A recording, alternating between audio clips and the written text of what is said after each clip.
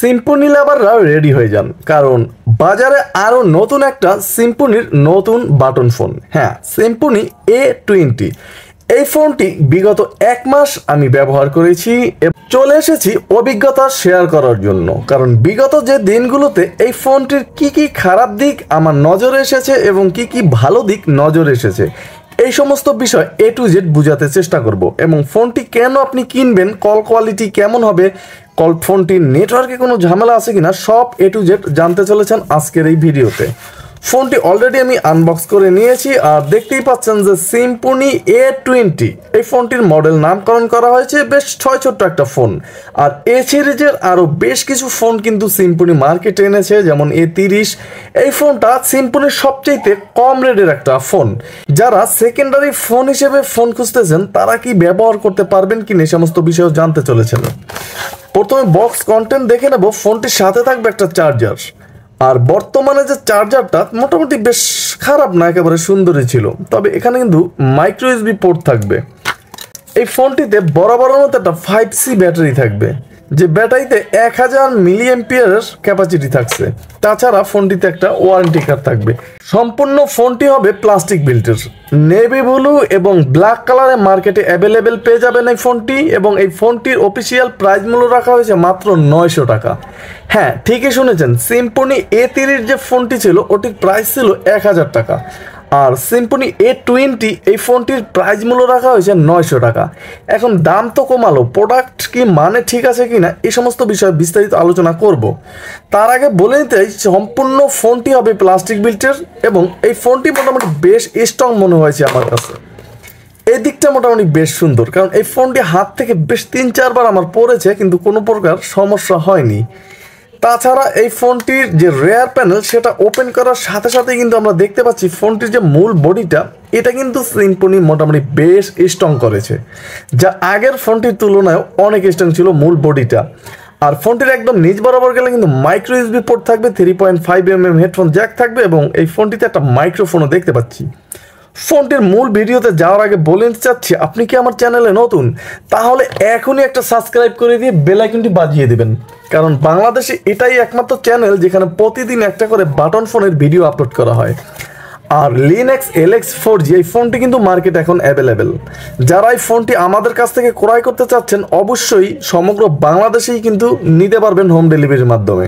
সেক্ষেত্রে আপনাকে 300 টাকা অগ্রিম পেমেন্ট করতে হবে, আর ফোন হাতে পেয়ে বাকি টাকা দিতে পারবেন।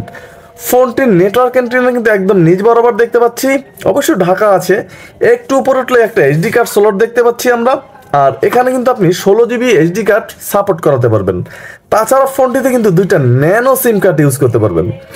সিম্ফনি A30 যে ফোনটা, এই ফোনটার ভিতরে কিন্তু বড় সিম ইউজ করা যেত, এই ফোনটির ভিতরে কিন্তু মাত্র ন্যানো সিম কার্ড ইউজ করতে পারবেন। এক্ষেত্রে কিন্তু আপনার অনেকেই ঝামেলায় পড়তে হতে পারে, কারণ বাটন ফোন যারা সচরাচর ইউজ করেন এদের সিমগুলো কিন্তু এখনও বড় সাইজেরই রয়ে গেছে।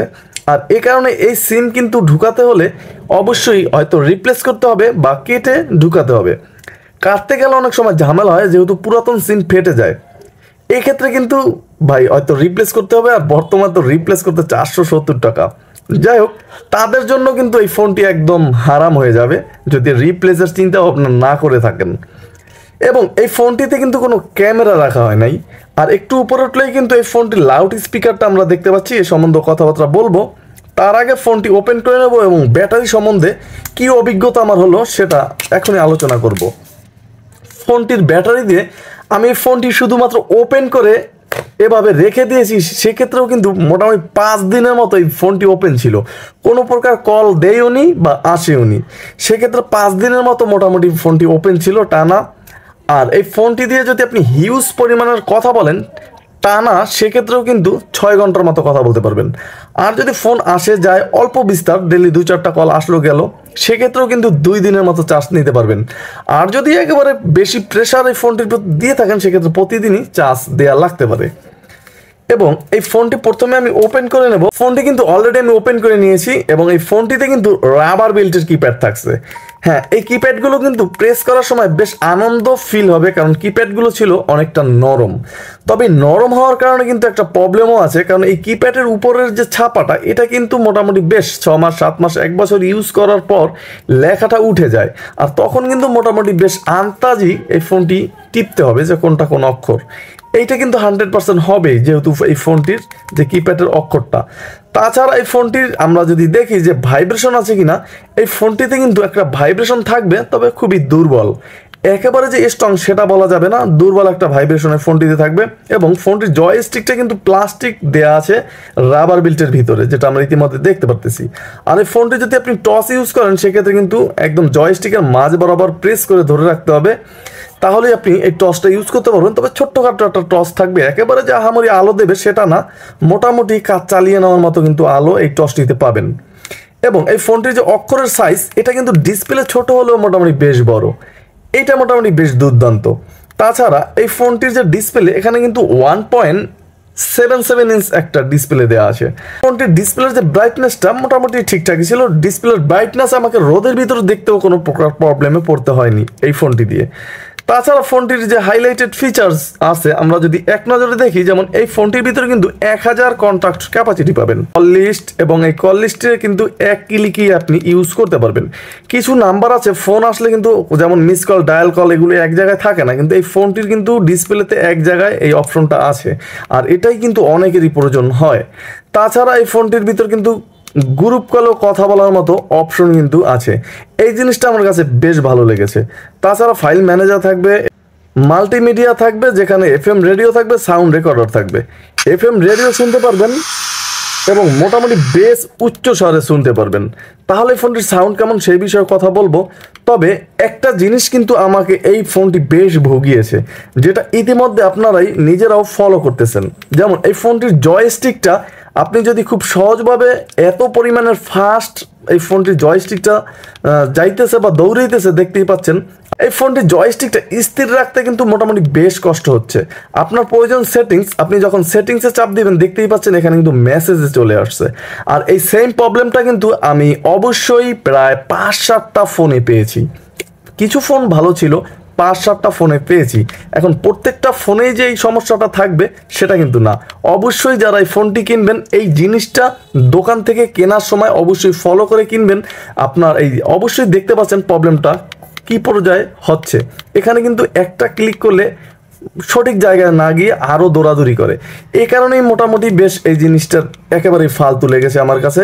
প্রাইস কম হলেও কিন্তু এই ফোনটির ভিতরে এই সমস্ত ফিচার্সগুলো আসলেই একেবারে দুর্বল ছিল।